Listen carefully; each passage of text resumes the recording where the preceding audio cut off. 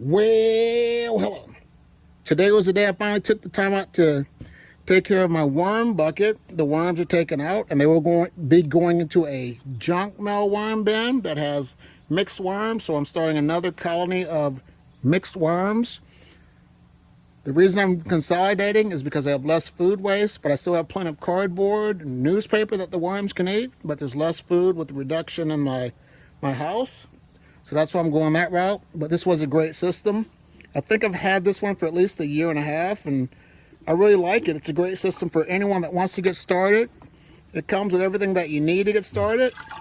But all I have to do now is get some soap, add it to this, wash it out, and we'll call it good.